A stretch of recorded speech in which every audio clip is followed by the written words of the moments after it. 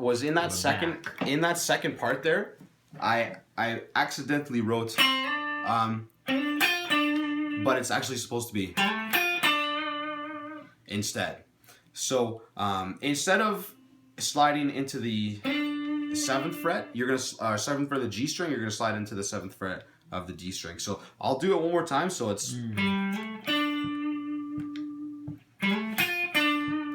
instead of, so you have to skip a string there, and then the rest of it's the same. The rest of it's fine. So I'll do it one more time. So 2 and 3, 2 and 3.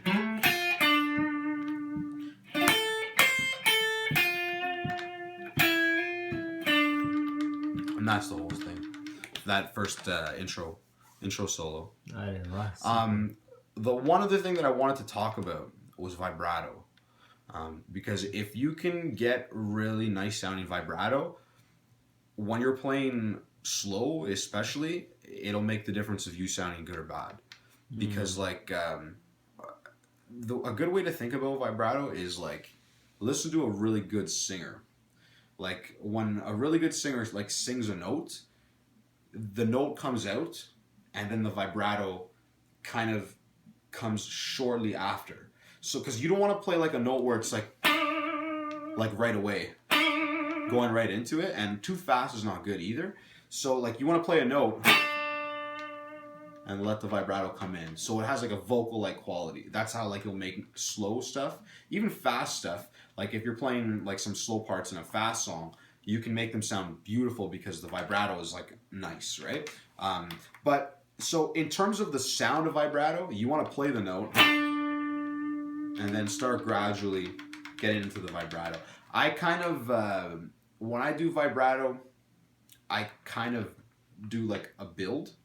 So like the vibrato gets a little bit quicker as it goes on, but I try not to do it too fast because a lot of people don't like the sound of like really fast vibrato. So it's more musical if it's not so fast. But in terms of the technique of vibrato, there's a couple different ways that you can do it. And the main way that I do it is it's very similar to like some guitar players like Yngwie Malmsteen or Zakk Wylde, where like some guitar players use their fingers for vibrato, some guitar players use their wrist. So I can do it both ways, but probably about 80% of the time I use my wrist. So a really good way to practice is like if you just take like that one note, right?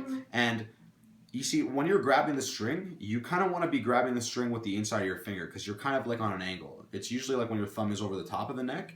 But what you do is you kind of lock your finger in there and then your wrist just essentially does that.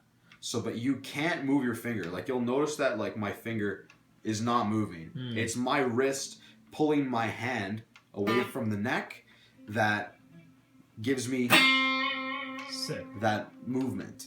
Now, once you have that down with the index finger, do the same note with the next finger and the next finger, and then always try to have your fingers down for support. As you get like once you're moving from like the index finger to the middle finger to the third finger, you'll notice that it starts to feel different because like you don't have the same amount of swing because like you're turning your wrist, but you want to do your best to still try to get like the same kind of,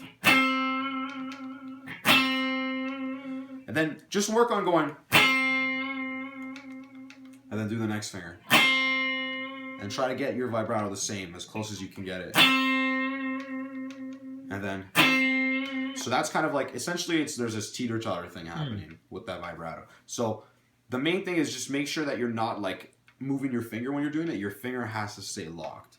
So the other way that you can do it is if you're holding the neck in like classical grip when your thumb is behind the neck and you just kind of, with the finger. Yeah, you kind of just pull it down a little bit. And then same thing with the other fingers. And then another good pointer for that is on the top 4 strings, pull down.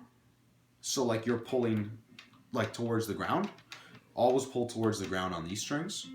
When you're on these guys, push up. maybe start like on the G string. That would be a good string to practice on by pulling down, and then start by pushing up. Because if you pull down these guys, it'll, especially on the first string, it'll slip like right off the fretboard.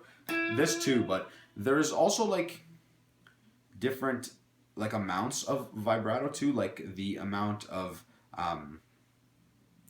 what the hell's the word I'm looking for?